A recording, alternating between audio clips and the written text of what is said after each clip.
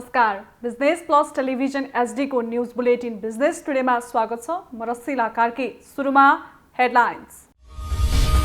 यस वर्ष धानको उत्पादन बढेर 60 लाख मेट्रिक टन पुग्न सक्ने सरकारको दाबी। समयमा नै पानी परेको र मलबिउको पनि समस्या नभएकाले धानको उत्पादन बढ्ने मन्त्रालयको भनाइ। लगानी मैत्री वातावरण बन्न नसक्दा उद्योगहरू धराशायी बन्दै। निषेधाज्ञाकै कारण 1 खर्ब 80 अर्ब रुपैयाँको क्षति, 22% रोजगारी गुमाए।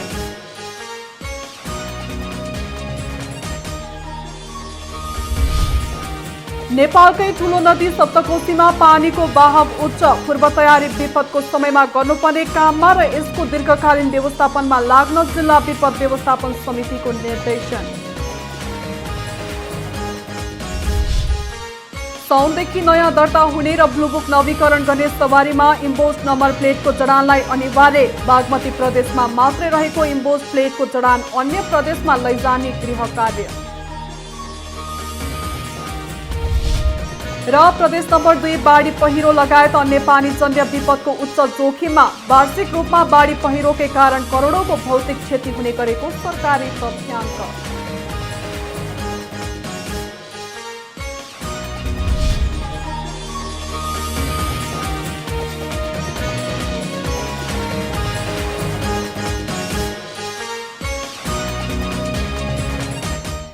बिजनेस टुडेको सुरुमा यसपालि धानको उत्पादन बढ्ने सरकारको दाबी सम्बन्धी समाचार। सरकारले यस वर्ष धानको उत्पादन बढेर 60 लाख मेट्रिक टन पुग्ने जनाएको छ। समयमा नै पानी परेर मल बिउको पनि समस्या नभएको यसपालि धानको उत्पादन बढ्ने सरकारको दाबी रहेको छ। गत वर्ष 56 लाख मेट्रिक टन धान उत्पादन भएको थियो। बर्खाका लागि आवश्यक पर्ने रासायनिक मलको कुनै समस्या नभएकाले बाढी पहिरोले क्षति नपुगे धान उत्पादन बढ्ने कृषि मन्त्रालयले जानकारी दिएको छ। मन्त्रालयका अनुसार बर्खाका लागि अहिले 80,000 मेट्रिक टन रासायनिक मल मौजात रहेको छ। हिउँदका लागि पनि मलको अभाव हुन नदिन सरकारले भारत, बङ्गलादेश लगायत देशबाट मल ल्याउने बताएको छ।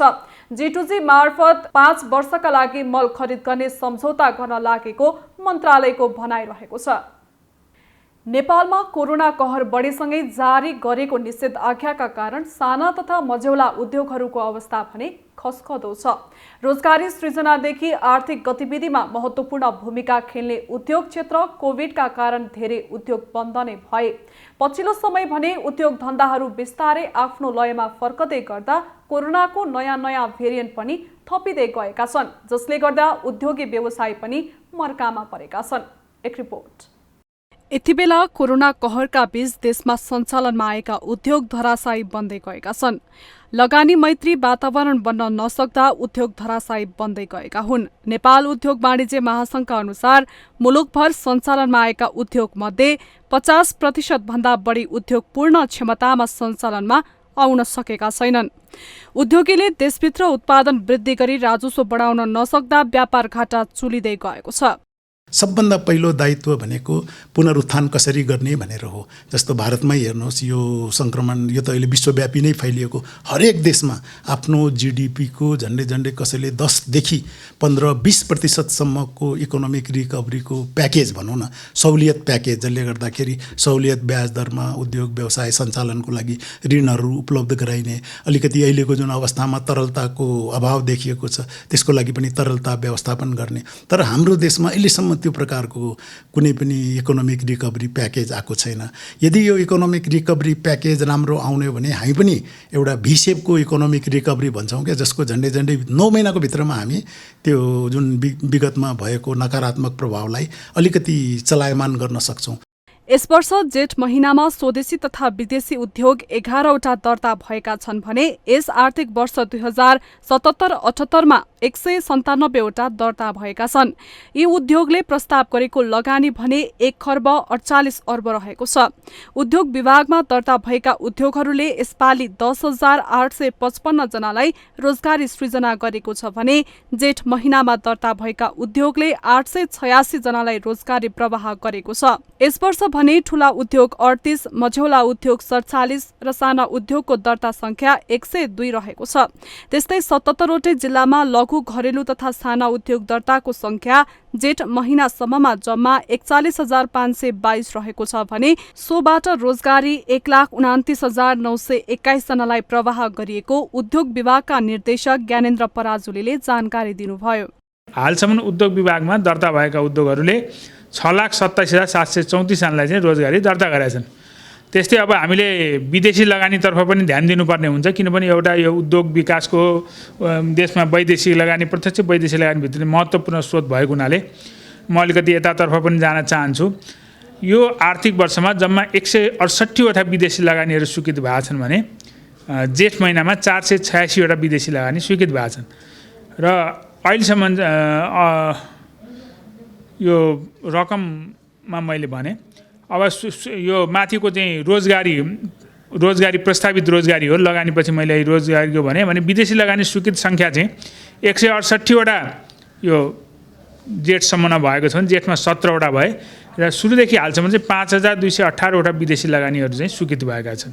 राष्ट्र बैंकको तथ्याङ्क अनुसार यतिखेर 30% मात्रै उद्योगहरू सञ्चालनमा रहेका छन् भने निषेध आज्ञाकै कारण 1,80,00,000 जति क्षति भएको छ भने 22%ले रोजगारी समेत गुमाएका छन्।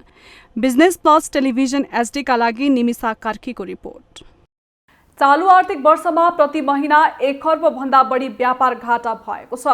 11 महिना अर्थात् जेठ महिनासम्ममा 13 खर्ब 83 अर्ब 36 करोड 49 लाख 24 हजार रुपैयाँको आयात भएको छ भने 1 खर्ब 21 अर्ब 25 करोड 39 लाख 59 हजारको निर्यात भएको छ। चालु आर्थिक वर्षको 11 महिनामा आयात 25% तथा निर्यात 37%ले बढेको भन्सार विभागले जनाएको छ। चालु आर्थिक वर्षको जेठ मसान्तसम्ममा आयात 25.67%ले बढेर 3 खर्ब 83 अर्ब भएकोमा गत आर्थिक वर्षको सो अवधिमा 11 खर्ब 81 करोडको मात्र आयात भएको थियो। यस्तै 11 महिनामा निर्यात 37.78%ले बढेर 1 खर्ब 21 अर्ब भएकोमा गत आर्थिक वर्षको जेठ मसान्तसम्ममा 88 अर्ब 31 लाख रुपैयाँको निर्यात भएको थियो। यसरी चालु आर्थिक वर्षको 11 महिनामा कुल 15 खर्ब 4 अर्ब 61 करोड 88 लाखको वैदेशिक व्यापार भएकोमा कुल 12 खर्ब 62 अर्ब भन्दा बढी व्यापार घाटा रहेको तथ्याङ्क रहेको छ। नेपालले पछिल्लो 11 महिनामा 12 खर्ब 62 अर्ब 11 करोड रुपैयाँको व्यापार घाटा बेहोर्नु परेको छ। कोरोना कहरका बीचमा पनि आयात बढ्दै गएकाले राजस्व सङ्कलनमा भने वृद्धि भएको छ। बिजनेस टुडेमा पालो भएको छ ब्रेकको।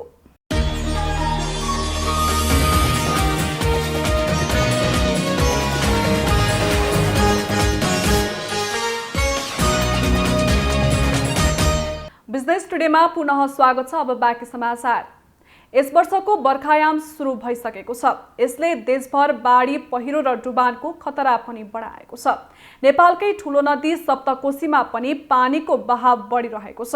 यसले निम्त्याउने जोखिम कम गर्न अहिले सुनसरीका विभिन्न निकाय पूर्व तयारीमा लागेका छन्। एक रिपोर्ट।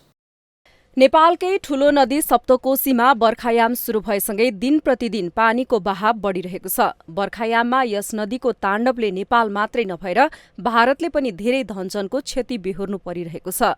कुल 720 किलोमिटर लामो यस नदीले सुनसरीमा बराहा क्षेत्र नगरपालिका, भोक्राहा नरसिंह गाउँपालिका र कोशी गाउँपालिकालाई हरेक वर्ष क्षति पुर्याउने गरेको छ। यो वर्ष गत वर्षको तुलनामा केही समय अगाडि नै मनसुन भित्रिएको र त्यो अघिल्लो वर्षको तुलना लामो समयसम्म रहने भएकाले पूर्व तयारी विपदको समयमा गर्नुपर्ने काममा र यसको दीर्घकालीन व्यवस्थापनमा लाग्न जिल्ला विपद व्यवस्थापन समितिले निर्देशन दिएको छ।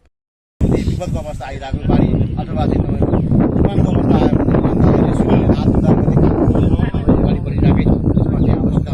जिल्ला विपद व्यवस्थापन समितिको बैठक गर्ने लगायत कम्युनिटीमा जनचेतनाको लागि साइन नाम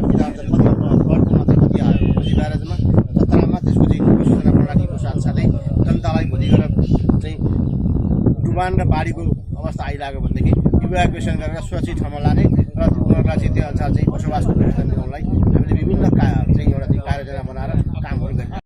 जिल्ला प्रशासन कार्यालयबाट निर्देशन भए बमोजिम सुरक्षा संयन्त्रले भने आफ्नो उपस्थिति र पूर्व तयारीलाई बाक्लो बनाउँदै लैजान थालेको छ। यसै क्रममा सशस्त्र प्रहरी बल नम्बर 4 गढ सुनसरीले उद्धार तथा राहतमा खटिनको लागि तालिम प्राप्त 35 जनाको टोली तैनाथ गरेको छ। सप्तकोशीमा चतारामा हाम्रो 25 जनाको टोली छ। त्यो मध्ये 15 जना चाहिँ हामीले विपदको लागि चाहिँ खटिन सक्ने गरी तयारी हालतमा सामानसहित तयारी अवस्थामा राखेका छौँ। र त्यसै गरी बिओपी हरिपुरमा पनि 15 जनाको टोली परि आएको बेलामा चाहिँ खट्न सक्ने गरी विपदका लागि भनेर हामीले छुट्याएर राखेका छौँ। र गढ हेडक्वार्टरमा जब बर्सात हुने बित्तिकै तयारी अवस्थामा परिचालन हुन सक्ने गरी एक प्लाटुन चाहिँ हामीले 35 जनाको आवश्यक सामानसहित त्यो 24 घण्टा तयारी अवस्थामा छ। कोशीमा पर्दाखेरि पनि त्यहीँबाट निक्लिन्छौँ। यो तत्काल रेस्पोन्सको लागि र आवश्यकता अनुसार गढका सम्पूर्ण नोकरी चाहिँ हामीले डिजास्टरमा परिचालन गर्न सक्ने गरी राखेका छौँ। यस्तै अन्य परोपकारी संस्थाहरू पनि विपद आइपरे त्यसको समाधान गर्न तयार भएका छन्। कतिपय समयमा भारतले कोशी सम्झौता अनुरूप काम नगर्ने हुँदा त्यसको निगरानी नेपाल सरकारले गर्नुपर्ने कोशीलाई नजिकबाट निहाल्नेहरूको भनाइ छ। सरकारको कोशी सम्झौता अन्तर्गत टोटल काम अहिले इन्डियनले गर्नुपर्ने मेन्टेनेन्स गरिरहेछ। तर यसको निगरानी अनुगमन र मोनिटरिङ नेपाल पक्षबाट पनि अलिकति तदारकका साथ गर्न सकियो भने यो बाँधलाई व्यवस्थित र दोहोरो बनाउन सकिन्छ र जसले गर्दा डाउनस्ट्रिम मान्छेहरूको लागि चाहिँ जीवनको लागि पनि सुरक्षा गर्न सकिने देखिन्छ। विभिन्न ठाउँबाट बहने 7 नदी सुनसरीको चतारामा आएसँगै सप्तकोशीको पूर्ण रूप बन्छ। कोशी गाउँपालिकामा बनेको बाँध कटेपछि यसले भारतीय भूमिलाई स्पर्श गर्छ। यसले वर्षौनी धेरै धनजनको क्षति पुर्याएको भए पनि स्थानीय पालिकाहरू झै पूर्व तयारीमा जुटेका छन्। केही पालिकाहरू कोरोना महामारीलाई बहाना बनाएर टार्छन् त केही नगरसभा सकेपछि पूर्व तयारीमा लाग्ने बताउँदै आएका छन्। सुनसरी सहकर्मी विनोद आचार्यको रिपोर्ट। असार 17 गतेबाट हुने नियमित उडानका लागि आन्तरिक वायुसेवा कम्पनीले टिकट बुकिङ थालेका छन्। बुद्ध एयर र यति एयरलाइन्सले टिकट बुकिङ सुरु भएको जानकारी गराएका छन्। सरकारले साबिकको तुलनामा 50% पनि ननाग्ने गरी उडान संख्या तय गरी आन्तरिक उडान सुरु गर्ने निर्णय गरेको हो। सरकारले एक साताको समय राखी 1 जुलाईबाट उडान गर्न अनुमति दिएको हो। कम्पनीहरूका अनुसार यात्रुले टिकट काट्न मोबाइल एप, वेबसाइट, रिजर्भेसन, नजिकको सेल्स काउन्टर वा ट्राभल एजेन्सीबाट समेत सक्ने भएका छन्। सरकारले निजी सवारी साधनलाई चोर बिजोर प्रणालीमा चलाउने गरी निषेध आज्ञा खुकुलो बनाएको छ।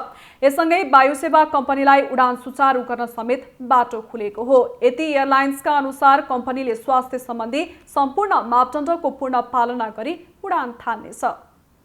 नेपाल सरकार स्वास्थ्य तथा जनसङ्ख्या मन्त्रालयको सहकार्यमा expert education and visa services प्रणालीले आफ्नो मातहतमा 45 तथा अन्य विभिन्न सङ्घ संस्था मार्फत 5वटा अक्सिजन कन्सन्ट्रेटर नेपालका विभिन्न अस्पताल र स्वास्थ्य चौकीमा वितरण गरिरहेको छ।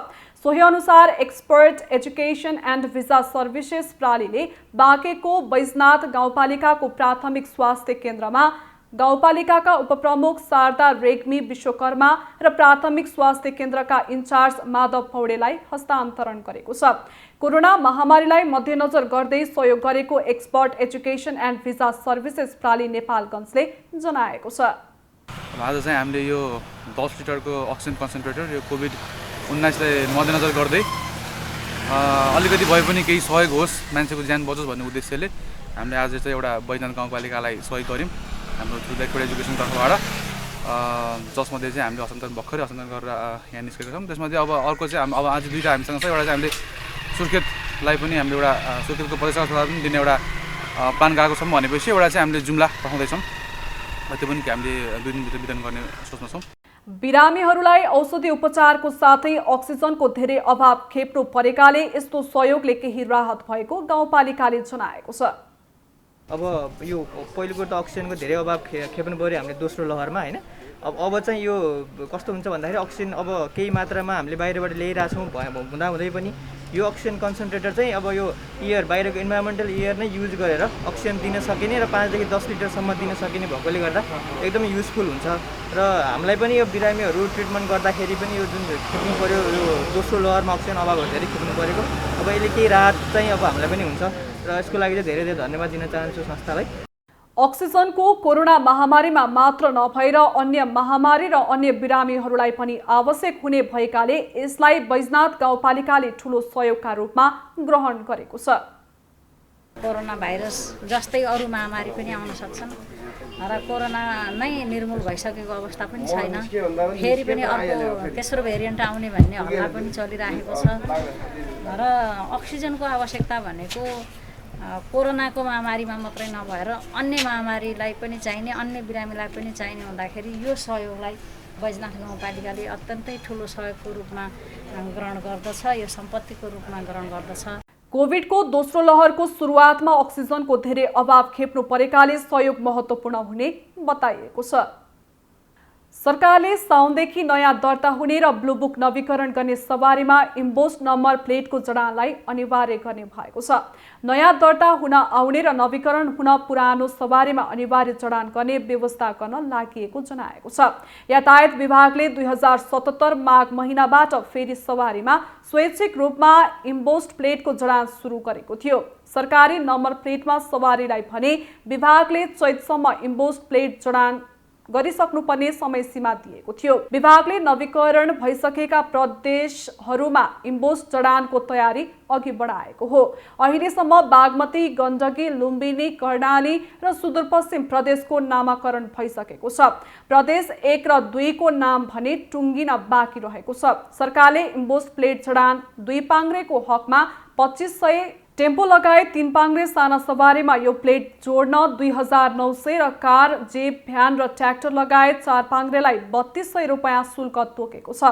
ठुला सवारीले इम्बोस्ड प्लेट राख्न 3600 रुपियाँ शुल्क तिर्नुपर्ने भएको छ।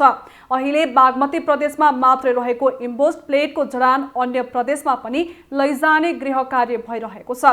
करिब 26 लाख सवारीले यस्तो नम्बर प्लेट जडान गर्ने अनुमान छ। बिजनेस टुडेमा पालो भएको छ ब्रेकको।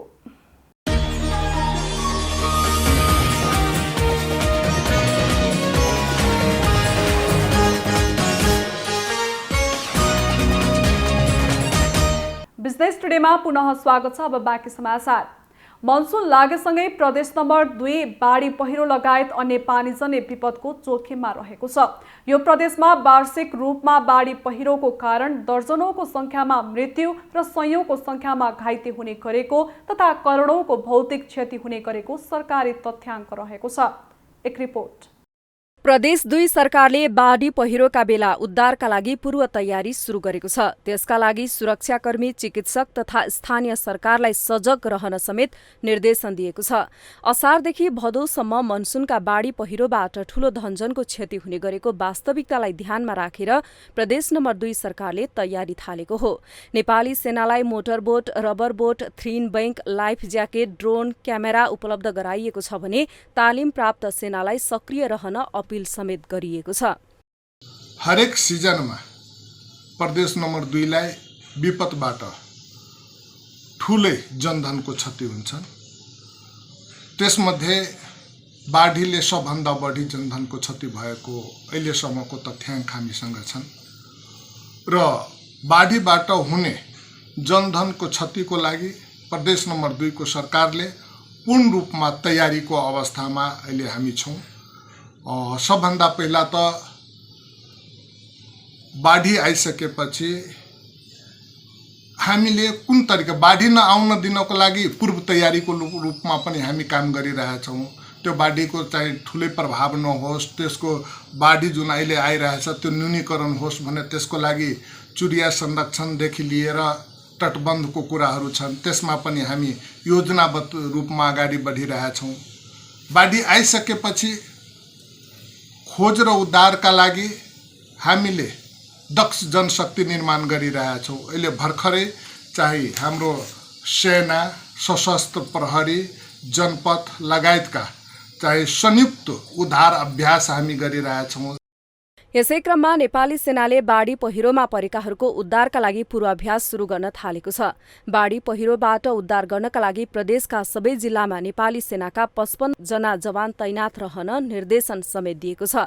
सोही क्रममा नेपाली सेनाले बागमतीमा प्रदेश स्तरीय तालिमको पूर्वाभ्यास गरेपछि जिल्ला जिल्लामा समेत पूर्वाभ्यास सुरु गर्न थालिएको हो। धनुषाको गंगासागर पोखरीमा श्री गणले नाट्य शैलीमा बाढी पहिरोमा परेकालाई उद्धारको पूर्वाभ्यास गरेका हुन्। प्रदेश 2 जिल्लाका सप्तरी, महोत्तरी, रौतहट, सिराहा, धनुषा सहितका जिल्लाहरू बाढी पहिरोको अति जोखिममा पर्दछन्। राष्ट्रिय विपद जोखिम न्यूनीकरण तथा व्यवस्थापन न्यूनीकरणको तथ्याङ्क अनुसार बाढी पहिरोबाट प्रदेश 2 मा प्रतिवर्ष 150 जना बढीको मृत्यु हुने गर्दछ भने करिब 1 अर्ब 85 करोडको आर्थिक क्षति हुने गरेको छ। धनुषा सहकर्मी कैलाश दासको रिपोर्ट। देशभरका विद्यालय तथा शैक्षिक संस्थालाई भौतिक रूपमा उपस्थित नभइकन अनलाइनबाट कक्षा सञ्चालन गर्नु भन्ने सरकारको आदेश रहेको छ। तर ग्रामीण भेगमा अनलाइन कक्षा सञ्चालन गर्न धेरै कठिनाई रहेको छ। कतिपय ठाउँमा इन्टरनेट, भौगोलिक विकटता लगायतले सम्भव नै छैन, जसबाट ग्रामीण क्षेत्रका सामुदायिक विद्यालयका विद्यार्थीको शैक्षिक गतिविधि अन्योलमा परेको छ। एक रिपोर्ट। सरकारी विद्यालय अध्ययन गर्ने विद्यार्थीको परिवारमा खाना लगाउन नै धौधौ परेको छ। अनलाइन कक्षा गर्ने उपकरण नहुनु, इन्टरनेटको पहुँच नहुनु जस्ता समस्या देखिएका छन्। यसका बावजुद सर्लाहीको कपिलासी नगरपालिकाले शिक्षा योजना बनाई सबै विद्यालयमा लागू गरेको छ। नगरपालिकाको सलेमपुर स्थित जनता माध्यमिक विद्यालय अहिले सुनसान भएको छ। कोरोना संक्रमणको जोखिमलाई ध्यान राख्दै सरकारले विद्यालय बन्द घोषणा गरेको छ। घरमा बसेका विद्यार्थीलाई सिकाइका निरन्तरता कसरी गर्ने भन्ने अभियानमा जुटेको देखिन्छ। आफूसँग चाहिँ यो मोबाइल फोनहरूको माध्यमबाट त्यस्तै एफएमहरूबाट विभिन्न एफएमहरूबाट पठन पाठनको कार्यक्रमहरू चलिरहेछ। त्योहरूको बारेमा हामीले विद्यार्थीहरूलाई जानकारी गराएका छौँ र त्यस आधारमा तयारी गरिरहेका छन्। र उनीहरूलाई आएको समस्या जस्तो हाम्रो यहाँ भएका सबै सरहरूको सम्पर्क नम्बरहरू छ, त्यो नम्बरहरूमा सम्पर्क गरेर पनि उनीहरूले चाहिँ आफ्नो पठन पाठन कार्यलाई अगाडि बढाएका छन्। र प्रत्यक्ष भौतिक उपस्थितिको अहिले सम्भावना छैन। यस्तो सङ्क्रमणको अवस्थामा हामीले ती कुराहरू गर्न सकिरहेका छैनौँ र विभिन्न स्रोत साधनहरू जस्तो हाम्रो यहाँ वाइफाईको सुविधा छ र त्यो पनि हाई स्पिड छैन। अलिअलि भए पनि हामी त्यसलाई सदुपयोग गरेका छौँ। अनलाइनको लागि पनि त्यो कुराहरू भइरहेका छन्। नगरपालिकाले टोलटोलमा अभिभावक समूह बनाएको छ। विद्यार्थी र अभिभावक समूहलाई विषयगत शिक्षकहरूले वैकल्पिक प्रविधिको प्रयोग गर्दै सहयोग गर्दै आएको संस्थागत सामुदायिक विद्यालयले जनाएको छ। यो कोरोनाको कारणले गर्दा हामीहरूको पढाइमा धेरै डिस्टर्ब भएको छ। तर यो हामीहरूको सरहरूको सल्लाहसँग लिएर र आफ्नो टलमा गएर सरहरूको सम्पर्कबाट हामीहरू अहिले पढिरहेको छौँ। मैले मोबाइल, रेडियो र टेलिभिजनको मार्फतबाट हामीहरू शिक्षा सञ्चालन गरिरहेको छु। हाम्रो अभिभावकहरू समूह बनाएर, सरहरूको समूह बनाएर अनि विभिन्न किसिमका टिभी च्यानलबाट हामीहरू अनलाइन क्लास गरिरहेको छौँ। हामीहरूको अहिले स्कुल बन्द छ कोरोनाको कारणले। अहिले हामीहरू ग्रुप बनाएर टोलमै सर आएर पढाइदिन्छ। कोभिड महामारीका बीचमा शिक्षालाई निरन्तरता कसरी प्रदान गर्ने भन्ने विषयमा प्रभावकारी योजना बनाई लागू गरिएको छ। हाम्रो विद्यालयले वैकल्पिक शिक्षा प्रणाली अपनाएको छ, जसअनुसार मैले 5वटा समूह अभिभावक समूह गठन गरेको छु र संयोजक उपसंयोजक बनाएर शिक्षकको सक्रियतामा टोलटोलमा सानो ग्रुप बनाएर विद्यार्थीहरूलाई शिक्षा प्रदान गरिँदैछ भने जो स्थानीय शिक्षक छैनन्, जो बाहिरका सरहरू हुनुहुन्छ, उहाँको नम्बर दिएको छु विद्यार्थीहरूलाई र विद्यार्थीहरूलाई समस्या परेको बेला सरसँग कोअर्डिनेट गरेर आफ्नो समस्या सल्भ गर्ने र कहिलेकाहीँ हामी विद्यालय आउँदाखेरि यस्तो गाउँमा विद्यार्थी भेट भयो भने भलाकुसारी गरेर यो शिक्षालाई हामी अगाडि बढाउँदैछौँ। टोलटोलमा बनाइएका अभिभावक समूहले सिकाइ निरन्तरता अभियानलाई सहयोगको लागि काम गर्दै आएका छन्। को कारणले गर्दा यहाँ त पठन पाठनमा समस्या छ, फिजिकल क्लास भइरहेको छैन। तापनि यहाँ स्कुलको व्यवस्थापनले गर्दाले टोलटोलमा समूह गठन गरेर विद्यार्थीहरूलाई शिक्षा प्रदान गरिरहेको छ। वैकल्पिक माध्यमबाट शिक्षण सिकाइ गर्दा प्राविधिक समस्या खेप्नु परेको छ। खुला स्थानमा कक्षा कोठामा बसेर पढ्नुको सट्टा घरभित्र अध्ययन गर्नुपर्ने बाध्यता विद्यार्थीको छ।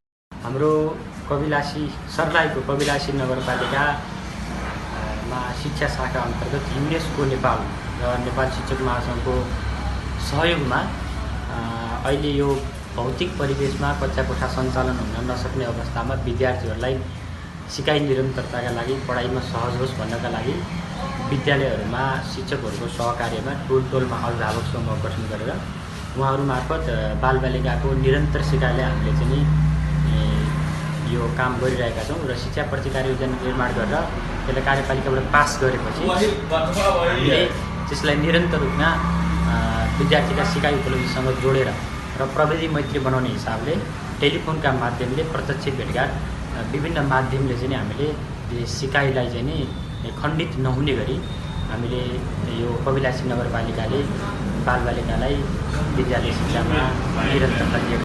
समस्यालाई ध्यानमा राखेर कविलासी नगरपालिकाले बनाएको योजनाले बालबालिकालाई सहज भएको छ।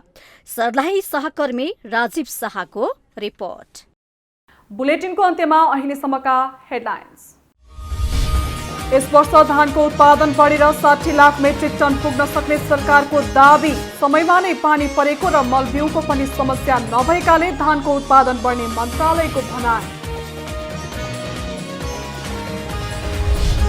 लगानी मैत्री वातावरण बन्न नसक्दा उद्योगहरू धराशायी बन्दै निषेधाज्ञाकै कारण 1 खर्ब 80 अर्ब रुपियाँको क्षति, 22% रोजगारी गुमाए।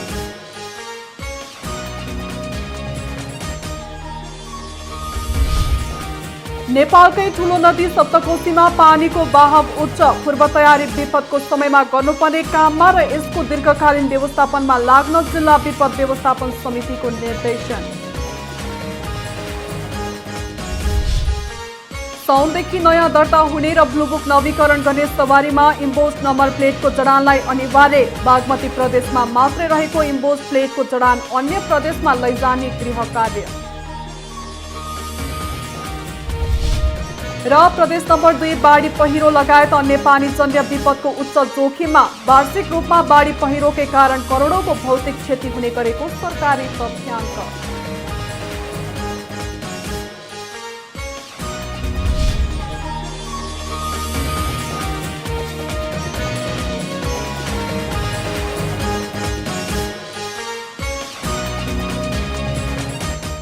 बिजनेस टुडे अहिलेलाई यति नै। हेर्दै रहनुहोला business plus television HD। Business plus, business first.